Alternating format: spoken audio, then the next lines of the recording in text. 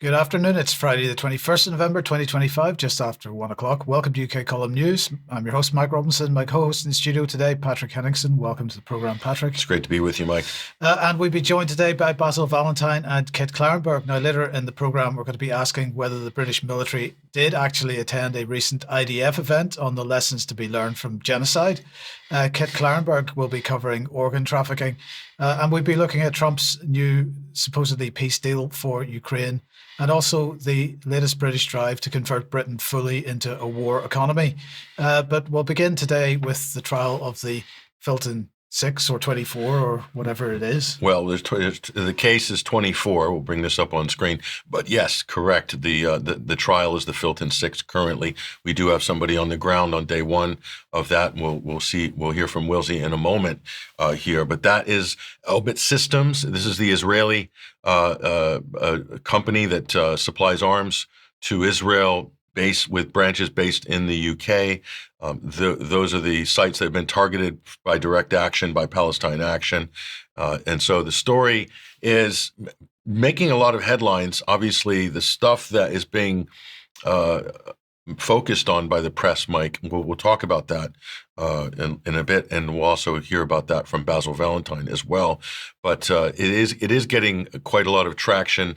So this is going to shape the conversation, and obviously something important is also happening, Mike, isn't it? In just a couple of weeks, with regards to the prescription of Palestine Action. Well, just in a few days. Actually, we'll come on to that in a second. But as Patrick says, the trial of the six has begun at Woolwich Crown Court, and this, of course, is over alleged offences carried out during an attack on Elbit Systems factory in Filton, which is north of Bristol. The activists entered using a decommissioned prison van. They used red spray paint and sledgehammers to cause over £1 million worth of damage, including targeting Elbit's drone quadcopter production.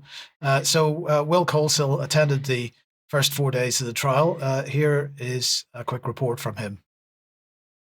This is Will Colesill reporting for UK Column. Today I'm outside Woolwich Crown Court next to Belmarsh Prison, reporting on the Filton 6 trials involving Elbit Systems UK Limited. I'm reporting on Filton 6, namely Charlotte Head, Samuel Corner, Fatima Rajwani, Zoe Rogers and Jordan Devlin, charged with aggravated burglary being with weapons. It is alleged criminal damage, violent disorder that includes 3 or more people, putting people in fear of violence, and in the case of Sam Corner, grievous bodily harm.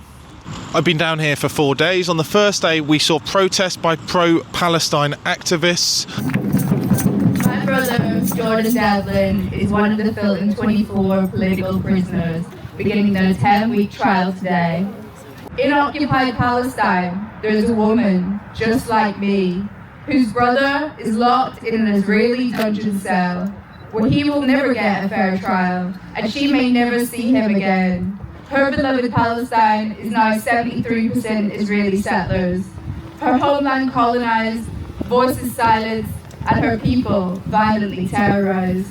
Palestine has become the perfect laboratory for the Israeli military techno-complex, which is led by Elbit Systems. Just adds yet another level of horror to the whole situation and hypocrisy on the part of the British government to allow this to happen. And one would expect Elbit Systems to be secretive and hypocritical and murderous, but for the British government to allow that to happen in this country, I mean, obviously the Filton 6, the original 6 who exposed that, are doing a great service to this country, and that's what should be recognised.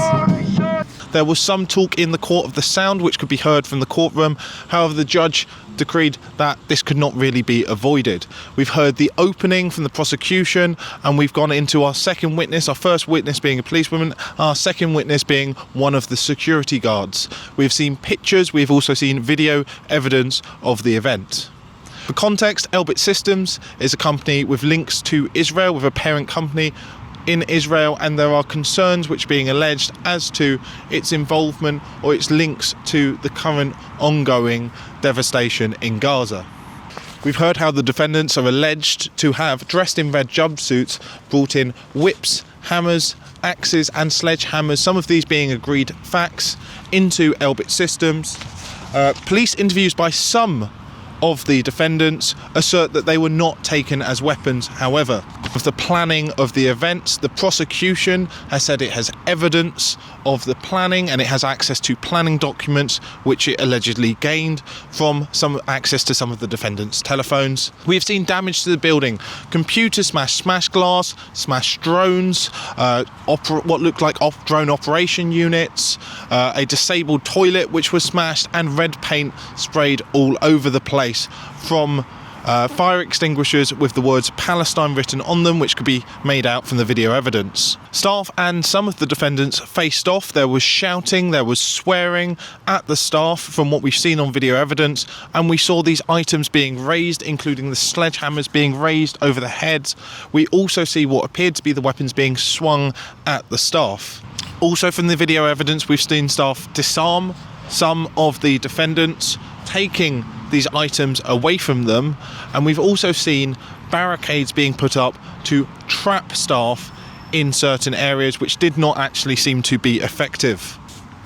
When police arrived, we have seen a strike on video evidence, which appears to be performed by Sam Corner, bringing down a sledgehammer onto the back of a policewoman, which is alleged to have caused her a fractured spine.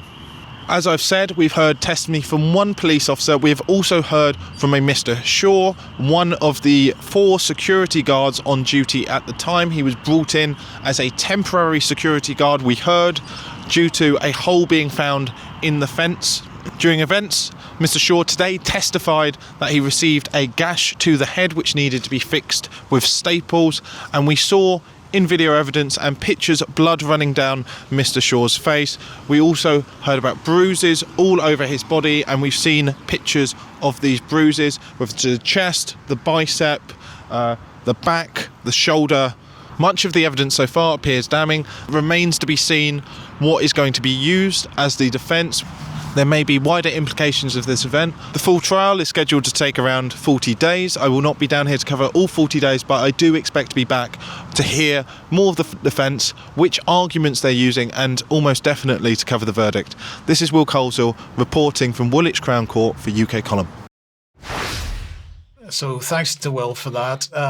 There's clearly, Basil, if we can welcome you to the programme, clearly a lot more evidence to see here and here in the coming weeks.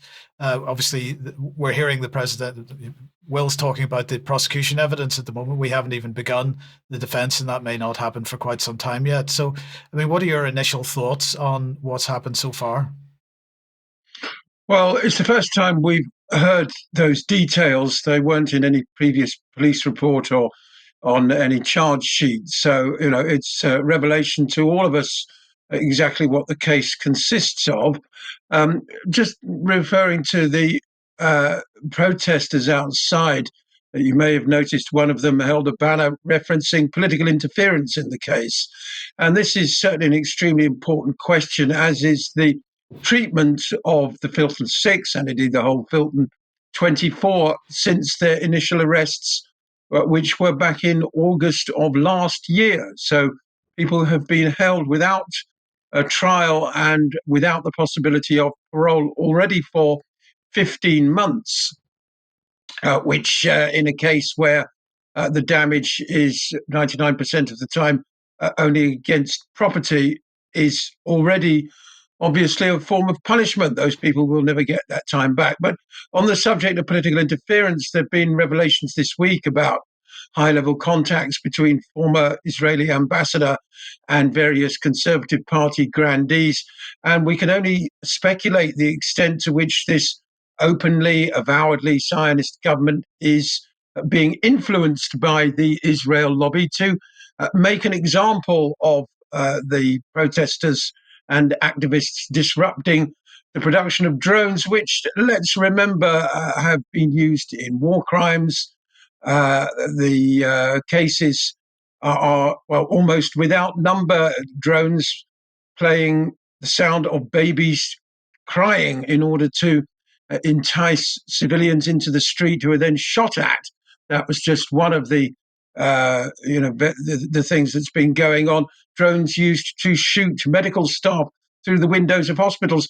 So there's a very clear moral case that Elbit has no business being in Britain, the question that the court will be asked to decide is whether or not the activists were preventing a bigger crime by undertaking the crime that they did. And that is likely to be the basis of their defense.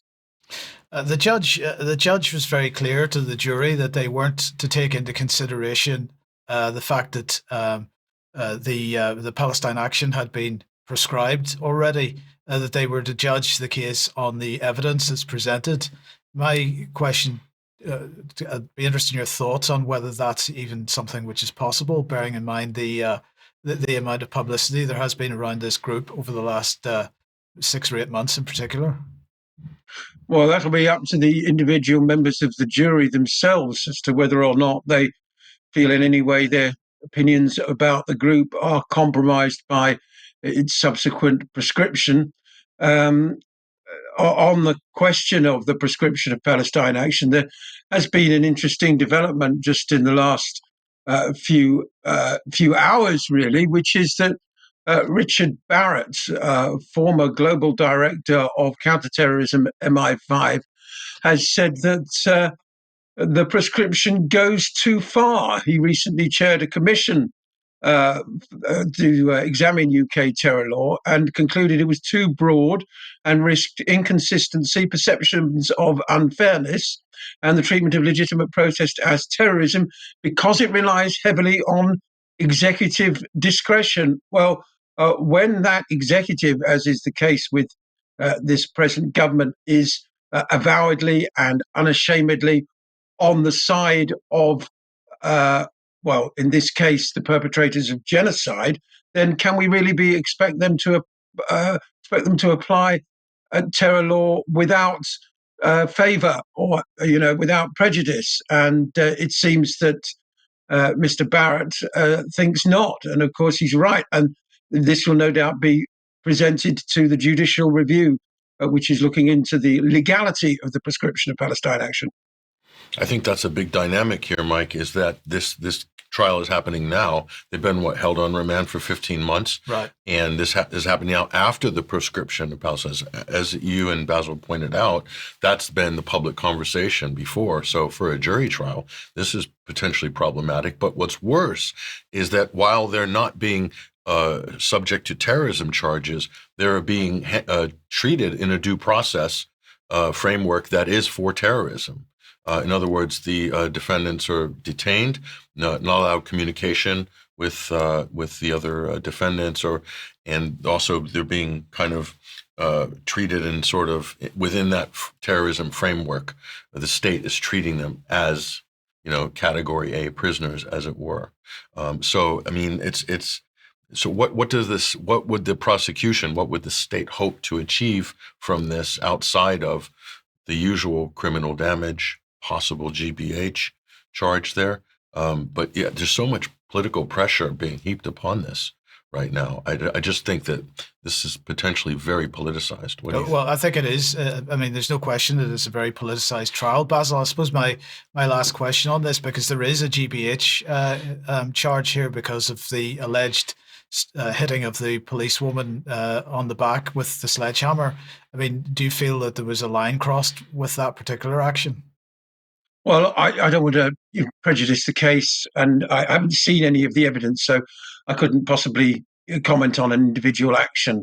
But to go back to the imprisonment, yes, Patrick's right. All 24 defendants were labelled high risk on arrival at HMP Bronzefield and Peterborough, placed under surveillance regimes normally reserved for violent offenders. Now, as you say, there may have been a violent act committed by one individual at one action.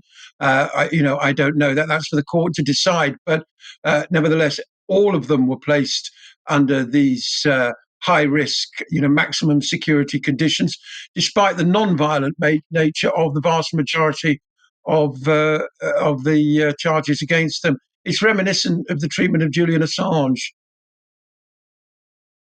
And I wonder about access to legal counsel, because that's something that Julian Assange was not given. He wasn't given free access to his legal counsel, and even had his court documents taken by Serco guards during the hearings, where he lost all of his briefings and things like that. So all of that stuff happens, believe it or not, even in this great justice system that Britain has. So I wonder, it'll be interesting to hear more about what's going on with the defendants and behind the scenes, and are they afforded proper due process or not? That will be something certainly that we should be looking for, and hopefully our courts. Well, we hope so. And so, just one final comment. Will we ever know the extent to which the Israeli embassy, and by extension Tel Aviv, have put pressure on ministers to make an example of these people? That's a very good question. Maybe we'll go some way to answering that in a couple of minutes' time. But anyway, before we do that, and before we move on to other matters related to this, I just want to finish off here by saying that the trial itself, of course, as has already been said, is going to run for 10 weeks in total. It's going to run in parallel, as Patrick hinted at earlier, with the challenge to the prescription of Palestine Action, which is due to begin on the 25th of November. So, obviously that's going to go in parallel. These two cases are not supposed to interfere with each other at all. But yet they probably will. They may, yes. They already are, one would argue. But on this same topic here, there was a tragedy that happened as well related to this. We'll bring this up on screen. This is Mint Press News. A journalist died while covering the Filton 24 protests after an attack on the demonstrators by pro-Israel counter-protesters. And let's hear more about this. This was posted on Mint Press News' Facebook page just in the last day or so. David Lear passed away after collapsing outside HMP Pentonville on Saturday the 15th, and the incident occurred minutes after an alleged violent altercation involving a pro-Israel counter-protester during a solidarity demonstration for imprisoned Palestine Action activists, the Filton 24. The deceased, David Lear, had been identified as a well-known London community journalist, independent videographer who was documenting the protest. And the death is currently under investigation. So that happened. And so the results of this, and we'd like to get Basil's comment on this. This is quite an interesting one. It will be interesting to see if there is found to be any connection between the violent altercation with the Israeli counter-protester and this journalist who died of a heart attack. That should, in theory, Basil, raise to the level of mainstream coverage. What do you think? Well, I think it would almost certainly have been raised to the level of mainstream coverage had the pro-genocide protester collapsed and died. I think it would have been all over the national newspapers that what a tragedy this was, particularly if that individual was a certain faith. And no doubt it would have been used to demonize the protesters. But because it was somebody who was there in solidarity with Palestine Action, it has been dutifully buried by the corporate media. Unfortunate collateral damage, according to the mainstream media, not even worth a headline. Anyway, we'll keep an eye to see if they do get coverage on this. But there was another violent altercation, which Basil is aware of, and Crispin Flintoff, who has a great show and a great YouTube channel, he interviewed Nick Georges, and this happened in Surrey, Mike, recently. This was a 73-year-old protester, peace protester, protesting for Palestine, was attacked. And this is what he said. The interview is conducted in his car via web link. But listen to this, and where this conversation is going to go, it seems to be pretty obvious by the end of it. But let's roll this.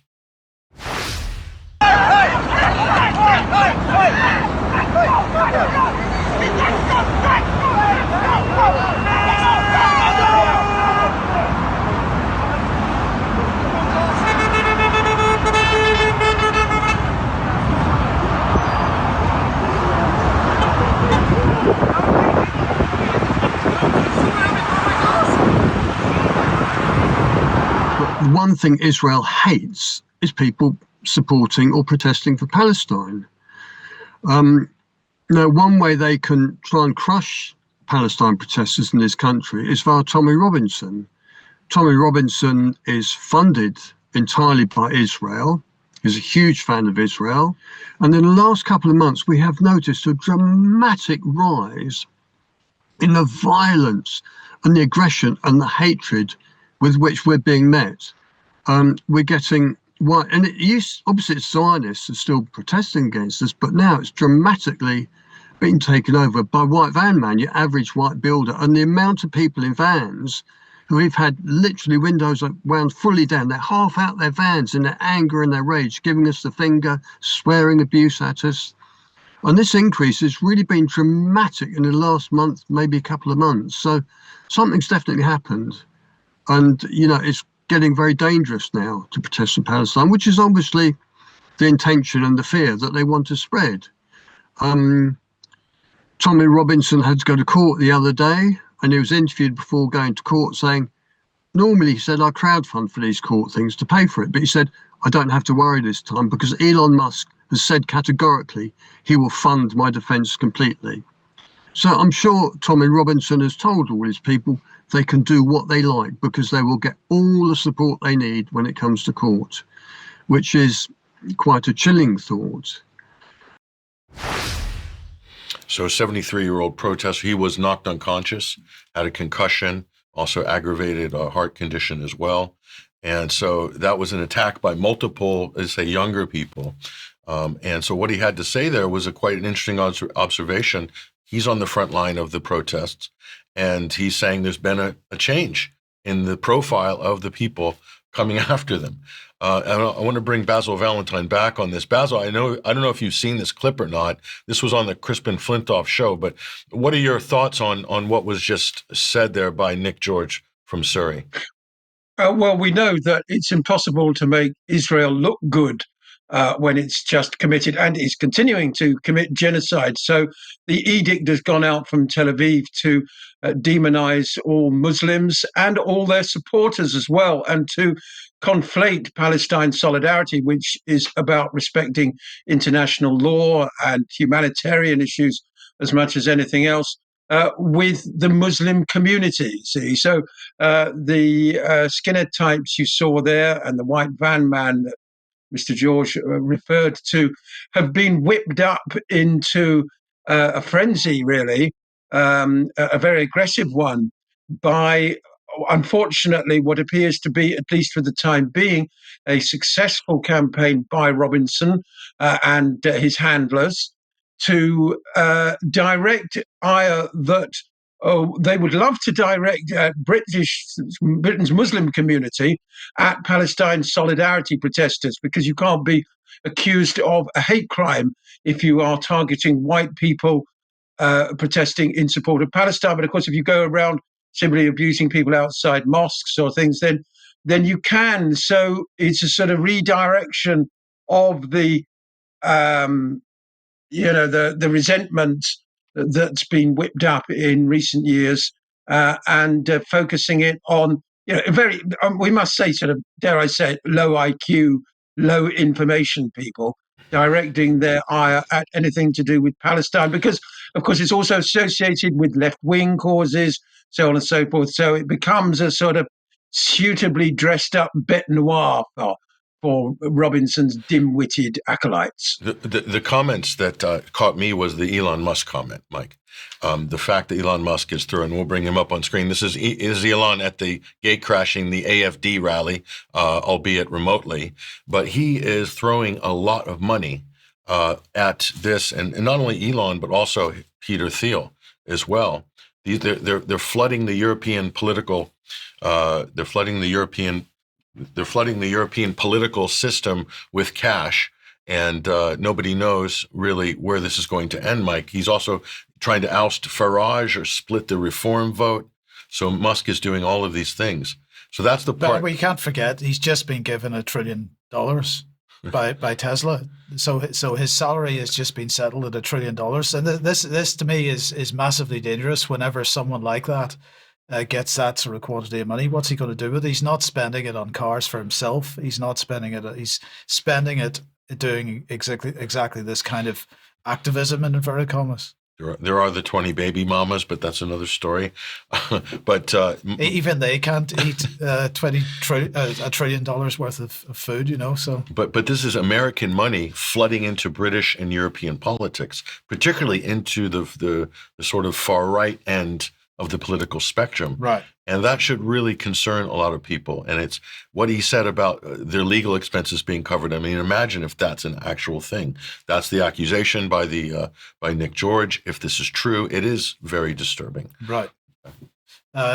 So do you want to mention Farage again? Well, not really, but we just threw him up on screen to say this is all part of that equation as well. So we'll continue this political conversation in the coming weeks and months. But something happened with the IDF made an announcement, didn't they? They did. Let's just put that on screen. So on X a couple of days ago, or a week or so ago, the IDF posted an international seminar on operational lessons from the war across all arenas. Began today with senior commanders and officials from various militaries worldwide, led by the IDF. Participating countries include the United States, Canada, United Kingdom, Germany, Finland, India, Greece, Cyprus, Czech Republic, Hungary, Poland, Austria, Estonia, Japan, Morocco, Romania, Serbia, and Slovakia. And they said the purpose of the seminar is to strengthen cooperation, enhance familiarity with diverse operational approaches, exchange professional knowledge and experience between the participating militaries, and reinforce understanding of the IDF's activity. Now, we find this interesting that the UK was mentioned in that. So Charles wrote to the Ministry of Defence. Let's bring it on screen. Well, this was their response. They said no UK officials attended the event in question. That's a very interesting response. Well, we decided we wanted a bit of clarification on that. And so the clarification that the Ministry of Defence gave us was the invitation was not declined, but no UK officials were able to attend the event in question. Now, the language here is very, very clear. This is a clear effort to obfuscate and hide the truth because, of course, military personnel would never be described as officials. The term official applies to civilian staff. That might be civil servants. We might include spooks in that, but we certainly would not include military personnel. So this denial that the UK was attending is no denial at all. I don't know, really. But to say the invitation was not declined, that's a political statement, right, designed to show that we're not against Israel, basically, and not against the event either, and not offending their Israeli counterparts. But the Telegraph ran a story. It's funny, when the tweet that we put up, we showed you a minute ago, the Telegraph ran a story yesterday saying that Britain would not be sending anybody because they didn't want to. They didn't want to be involved. Which is why we decided to contact the Ministry of Defence and get their take on it. So actually, the Telegraph was quite definitive, suggesting that Britain had not attended. The Ministry of Defence, somewhat less definitive about that. And in fact, following these statements from the Ministry of Defence, we went back to the IDF and asked them for verification about whether Britain attended or not, and they basically just reiterated the earlier statement. So they did not deny that Britain was there. They didn't say we weren't there, and in fact they basically would neither confirm nor deny in a sort of simple language. But their press releases went out to the Israeli media, and they all say that Britain attended. They did. The UK attended. So there's completely inconsistent total inconsistency on this. there. So yeah. It'll be interesting. We'll see. This may go somewhere, it may not, but we'll keep our eyes on it. So Basil, thank you very much for joining us so far today. I believe you'll be with us for Extra as well. So we'll see you in a little bit. But let's move on then. If you like what the UK column does, you'd like to support us. If you have a look on the front page of the UK Column website, there's a link to take you to a page which will explain how you can support us. We absolutely need your financial support if you can possibly do that. But if you can't, please at least share anything you see on the Column website, because that helps us defeat the censorship regime we face. Very briefly, Germ at 7 p.m. tonight with Tim West. We've got Carlza at 9 p.m. Discussing whether Taiwanese public opinion is shifting on reunification with China. And if you didn't see Charles' interview Charles' interview in Farming yesterday, it is on the UK Column website now, and also Vanessa's latest article on Jelani and how he's being pushed around the world as a puppet is on the website now. So please join us for that. Okay, let's move on, Patrick. And we're delighted to have Kit Klarenberg with us today. Yeah, two great articles that Kit has authored. One on the international organ trafficking networks, and the other is new disclosure on 9/11 that was missed in the media coverage. But I want to welcome him on to the program right now to talk about this first story. This is up on Kit's Substack. Kit, welcome to the UK column this week. Hey, how's it going? Very well, very well. But this is a very disturbing story. Kit, we've seen elements of this rear its ugly head in Syria, in Gaza, in Ukraine, and other places.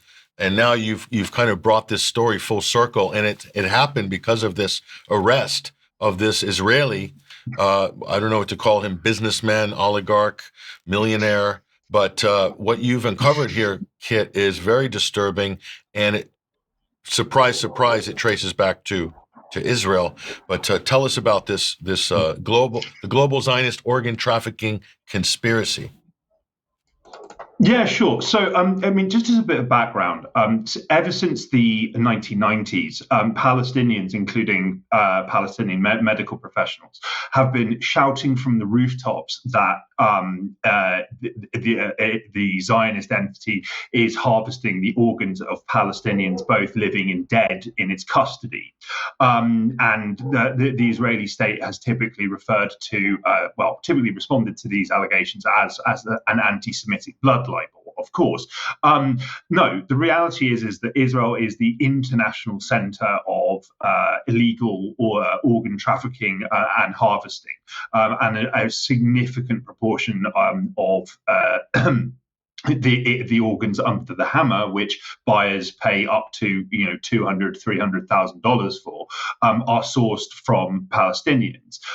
There is I honed in on this particular story of the arrest of the Israeli-Ukrainian Boris Wolfman, rather aptly named, because he was a very prominent figure within the illicit organ trade internationally for many years. He acted with total impunity. He was wanted in multiple jurisdictions and was subject to an Interpol red notice. He somehow lived at liberty in Turkey for many, many years while running further organ harvesting schemes. This stuff is really quite sophisticated. So the Israeli mafia, I'm sure they operate with state approval and sanction. They coordinate with organized crime networks in very poor countries, and they lure people from the global south, typically, to a network, a kind of international network of hospitals and medical centers, with promises that they'll get tens of thousands of dollars for their organs. Then typically they are given little, if not nothing, and sent packing with zero supplementary medical care, therefore putting their lives at significant risk. What's quite striking is that over and over and over again, there have been examples of organ trafficking conspiracies being busted, in every corner of the globe.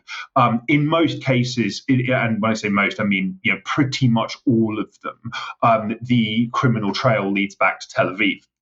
In 2015, the European Parliament published a very detailed report on the illicit organ trade, and it repeatedly makes the point that Israel is at the forefront of this. Now, you might think, given that this is deeply criminal activity,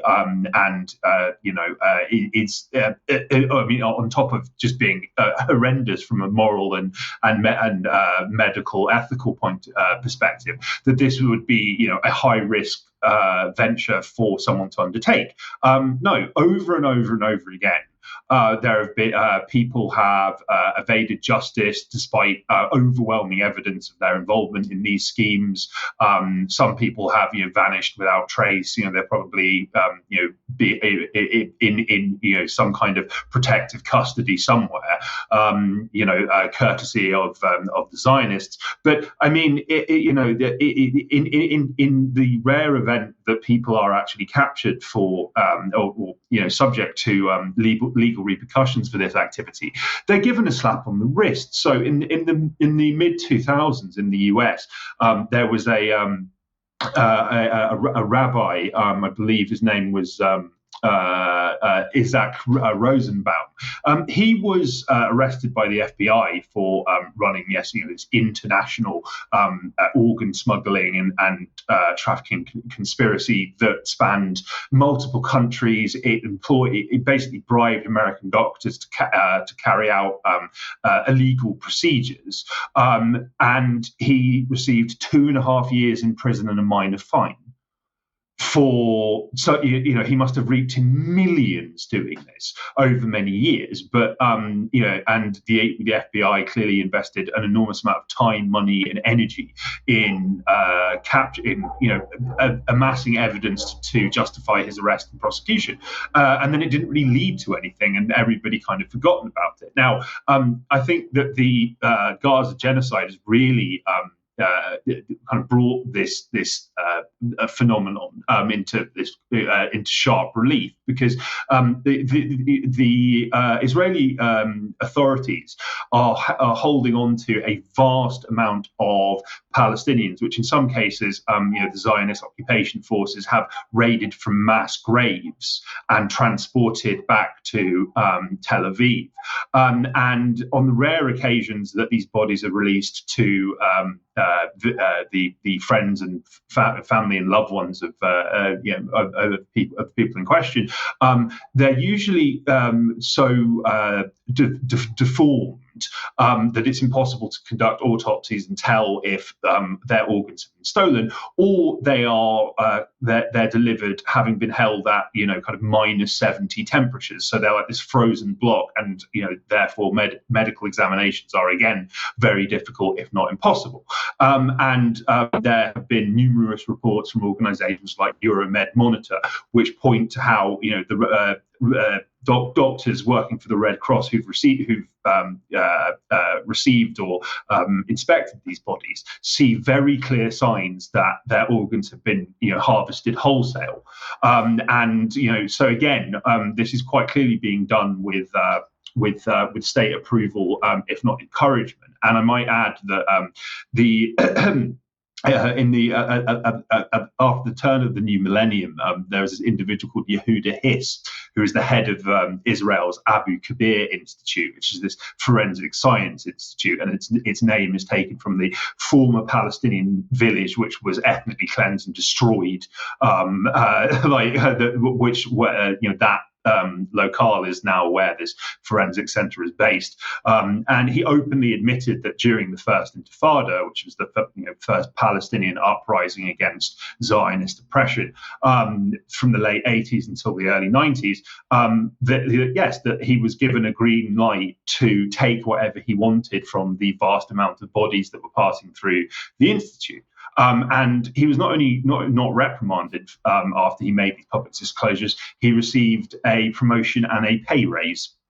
Kit, just in the interest of time, we just got a couple of minutes left, but we're going to show on screen. This is some of the data in Kit's report. Let's bring this up on screen here. Typical profile here of the typical, quote, donor, and then the typical recipient. As you can see, this is a lopsided equation, which Kit alluded to there. And here is the global network. Let's take a look at that. As you can see, all roads lead back to Tel Aviv. All roads lead back to Israel, and you see Kosovo in the frame there, as well as some other countries, Saudi Arabia as well. And so if you look in this article, and this is a great report, we've got a link to this in our show notes here. Eye lenses, cochleas missing, skin missing when these Palestinian bodies are finally returned. But this is the one I want to quickly ask you about. We just have a minute left, Kit. This is from Pristina in Kosovo. Tell us how this factors into the story.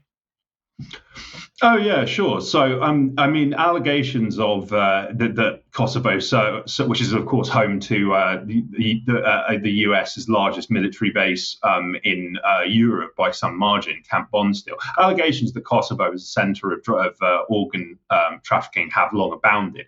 In October 2008, it was confirmed that yes, this rather unwelcoming welcome sign that's on screen for the Medicus Clinic, an Israeli and a notorious Turkish organ trafficker called Yusuf Somnez. They were again luring poor, disadvantaged people to this medical centre, harvesting their organs and selling them on to the highest bidder. The police caught on to this after a young Turkish man collapsed at Pristina Airport and was found to have had his kidney recently removed. Wolfman, the aforementioned, was involved in this and fled Kosovo for Turkey thereafter. This was a pretty significant case which got an enormous amount of media coverage, and it seemed that Kosovo authorities were very, very keen to prosecute, and yet everyone involved remains at large, apart from now Boris Wolfman. And so we shall see whether his prosecution sheds any further light on the kind of criminal networks he was operating in. But I mean, chances of justice for others involved in the syndicate, probably zero, sadly. Yeah, so thank you for this, Kit. And again, this report in our show notes, go visit Kit at Substack. We'll come back to Kit in a few moments for some 9/11 revelations as well, Mike. But the big peace deal, or the latest peace deal, the 28-point peace deal, Trump and the Russians apparently have put something together, and they've given it to Zelensky and the Europeans for approval. Not going so well. Is it not? Right. What a surprise. Let's take a look at this deal. So we'll bring this up on screen. Here we go. These are the two main stakeholders in this one. Apparently, this was decided. So this edition of Let's Make a Deal, let's see what they've got in store for us here. Obviously, this is the belated peace deal. Here are the key points. You've got Donald Trump, Putin, and Zelensky down below there towards the bottom, where he is comfortable. No NATO membership, that's the stipulation. Next, EU membership, okay for Ukraine. And again, this has been agreed in principle between Russia and the US. Crimea, Donetsk, and Luhansk are recognized as Russian territory. That's going to be a sticking point. Kherson and Zaporizhia are frozen along the current line of contact. The size of the armed forces of Ukraine is capped, and Ukraine remains a non-nuclear state. So those are the kind of more military, territorial highlights in here. Obviously, there's a lot more than this, Mike, but you can see already things there that are just going to be red lines for the Europeans, and definitely for Zelensky if he wants to survive into 2026. So here are the interesting economic points. Sanctions to be lifted on Russia. G8 membership reinstated for the Russian Federation. 100 billion in frozen Russian assets will go towards Ukraine's reconstruction. Interesting that Russia would have approved that in principle. But the U.S. receives 50% of the profits of those reconstruction contracts. So Donald Trump's got his transaction baked in there, and Europe must contribute an additional 100 billion towards this reconstruction effort as well. So he's really sticking it to the Europeans here. So Donald's not sticking his hand in his pocket for reconstruction, but the Europeans have to. Right. That's interesting here. And we'll go, and it continues. The remaining frozen Russian assets are directed to a joint American-Russian fund for projects. So Trump wants to be business partners with the Russians. This is going to drive a lot of people around the bend. You can be sure about that. And then finally, this is the difficult part for Zelensky. Elections in Ukraine to be held 100 days after an agreement is signed. So of course, he's not going to sign this agreement, Mike. So you can see already the reaction on this. And so this is the problem. That's the problem. Getting this past these guys. And in particularly, Mike, this guy. That one has a particular problem, doesn't he, with this? Well, he absolutely does. But well, certainly he does in all the public statements. And just a couple of days ago, in the United Nations, this lovely gentleman, Archie Young, who's the UK's Deputy Permanent Representative to the UN, he was making a speech, if you like, to the Security Council and really setting down the UK's position. Our position is clear. We do not and will never recognise Russia's illegal annexation of Crimea, because, of course, that's part of this as well. Borders must not be changed by force. Really? That's an unbelievably hypocritical position, is it not? We're going to come on to more British hypocrisy. Does that count? Does Kosovo count there? Well, perhaps we need to be returning some other borders that have been changed by force from the other side. And Hungary should get all its territory back after World War I as well. Well, that was sorted by force, wasn't it? How far back do we go? But if we put him back on screen, then he followed up by saying, "We deplore the worsening human rights situation, condemn the militarization of Crimea," because they keep pushing the same old narratives again, particularly which got your goat this morning, Patrick, including illegal mobilization of residents, disproportionate targeting of Crimean Tatars, and the militarization of children through paramilitary programs. This is the British propaganda rhetoric right here. Wait, go back to that one. Including illegal mobilization of residents? Yes. So in other words, if the residents want to raise a militia to defend their communities, that's illegal. And secede, doesn't that fall under Article 1 of self-determination of the UN Charter? I'm just saying. I'm not aware that in Crimea there's any sort of conscription gangs running around, whereas in Ukraine we definitely see that on a regular basis. Oh, definitely not. In fact, many Ukrainian soldiers who were Ukrainian nationals defected to the Crimean side immediately after Maidan.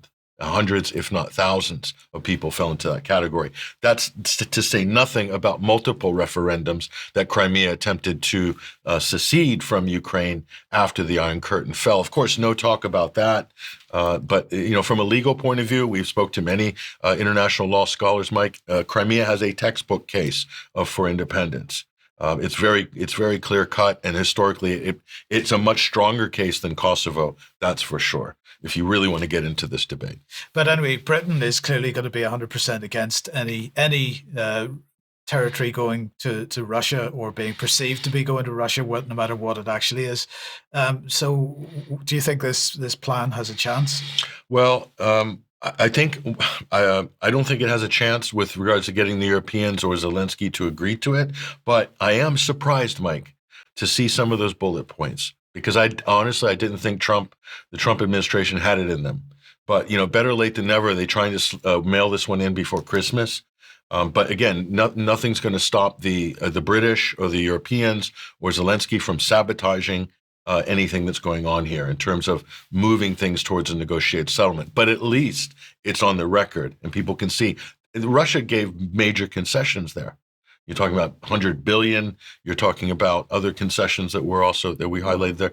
So, well, if this is right, we're talking about them letting go effectively stolen assets. Stolen assets, and then getting into a business arrangement with a country that's already basically screwed you, the United States. So I mean that if that's not a show of good faith from Moscow, considering what's been done to them vis-a-vis sanctions and all of the other sort of broken deals, promises.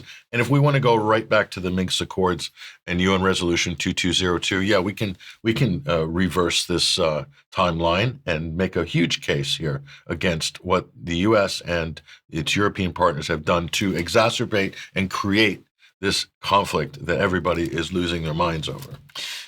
Kit, we're just about to move on to 9/11, but before we do, have you got any thoughts on that?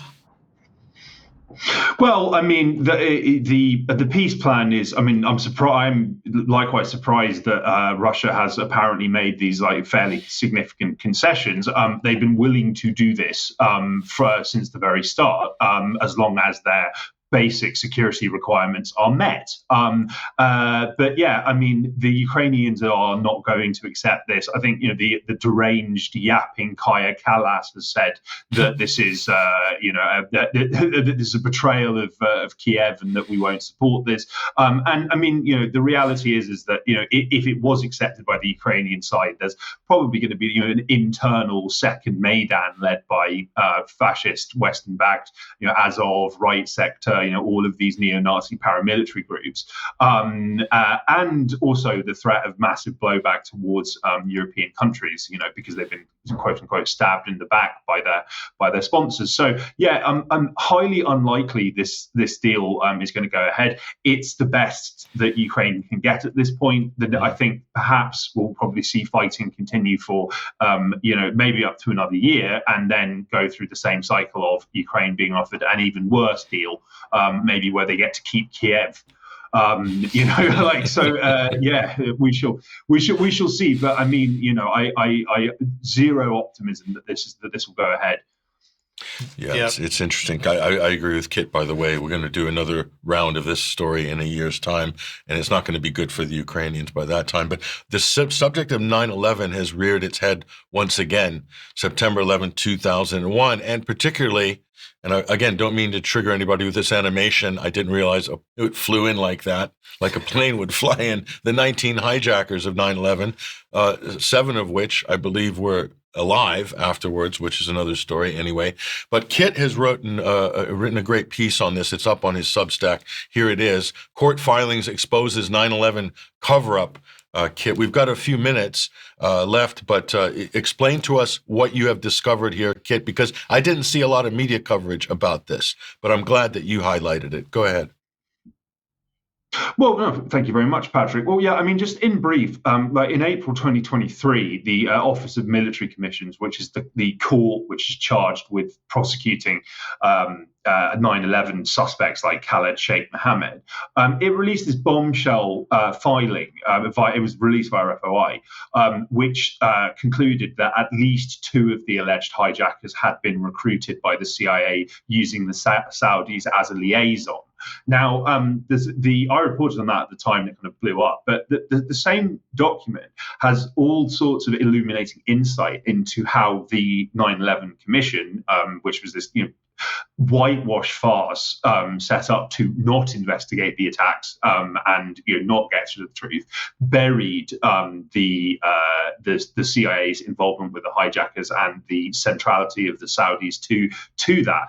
And yeah, I mean, I would urge, given that we're kind of push for time here, I would urge people to read the piece in full.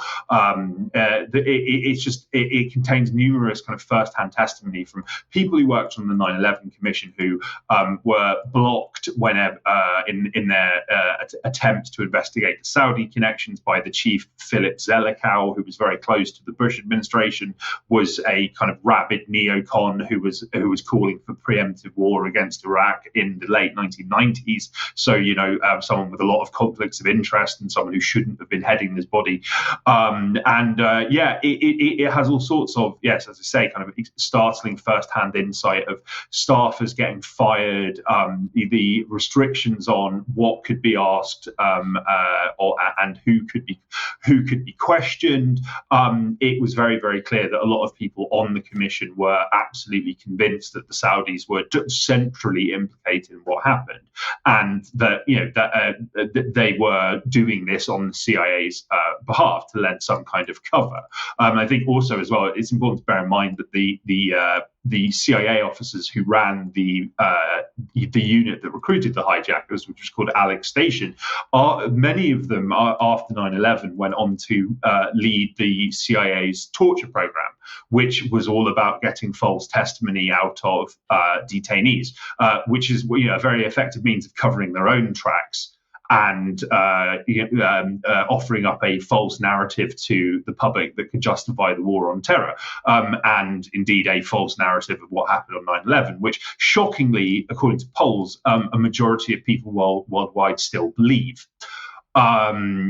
This is despite the fact that, yes, a Senate investigation found that the torture program elicited zero factual information, and detainees frequently fabricated their answers to questions because they wanted the horrific abuse to which they were being subjected to stop. The aforementioned Khaled Sheikh Mohammed admitted under waterboarding to plotting to blow up buildings that hadn't even been built yet when he was captured.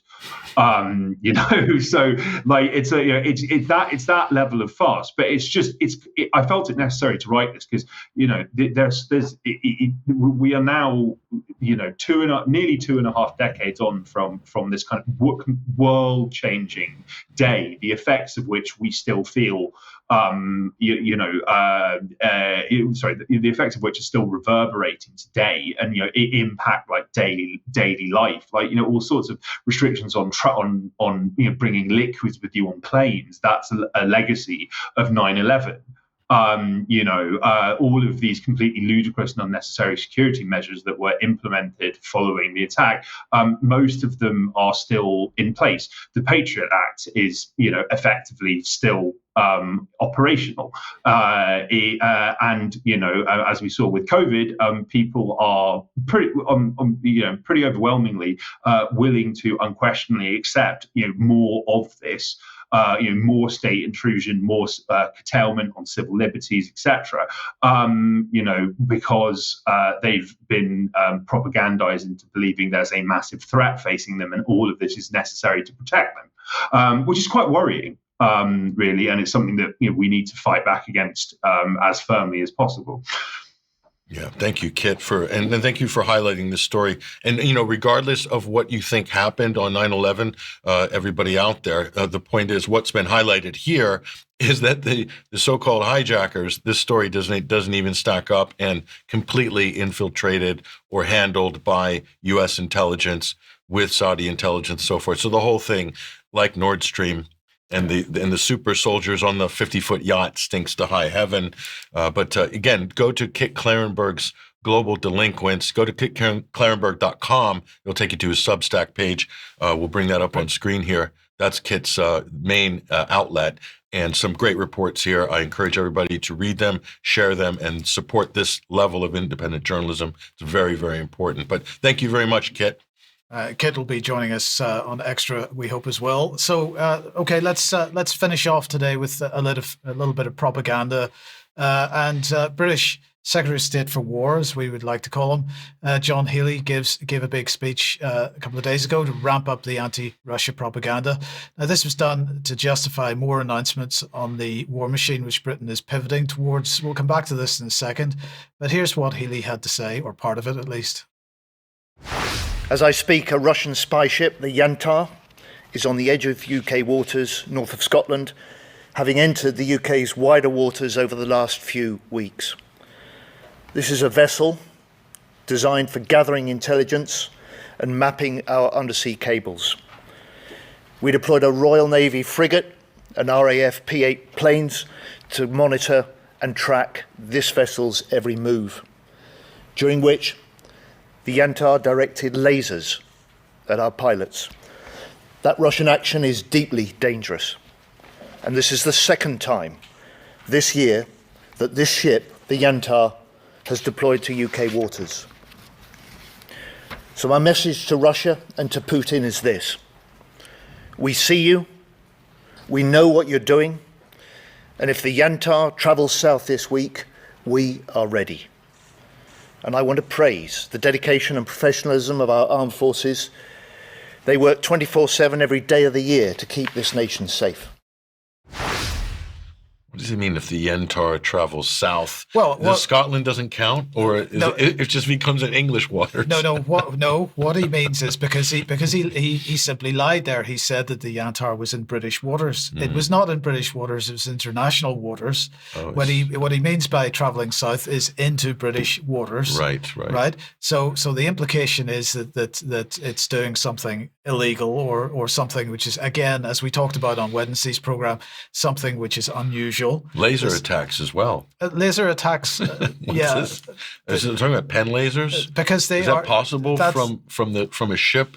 If the cockpit is set on top of the plane, is that even possible? It's possible because the laser can bounce off it. But anyway, it doesn't matter. It happens often on civilian but the point here is Healey is determined to try to persuade us all that Russia is pursuing some kind of effort to attack, right? They're trying to justify some kind of Article 5 thing. That's one of the things they're trying to do. But just on this issue of the Yantar and what it's doing, Craig Murray here has posted this on X, and I think this is absolutely right. The Starmer government have rammed the hypocrisy dial up to 11. This was in September, and they're talking about here the massive hypocrisy of Healy's comments.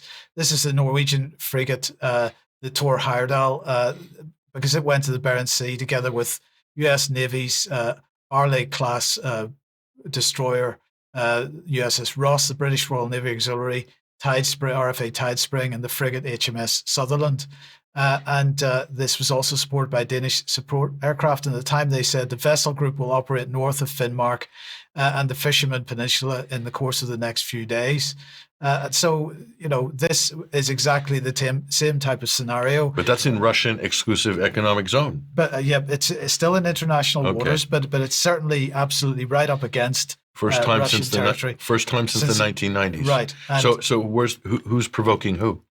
The point is, we're provoking each other all the time. This is absolutely normal behavior, but Healy is attempting to persuade us that this is something that is not normal, that it's going above and beyond what's normal.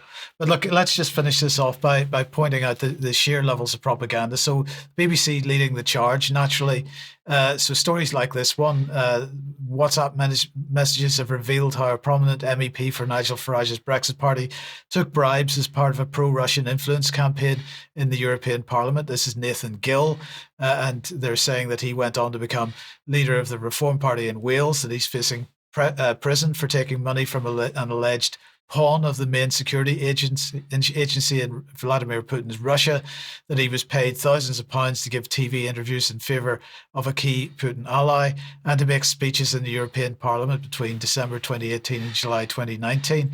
So that's that one. What's the next one? Friday night drug deals helping Russian war machine, US crime agency wars.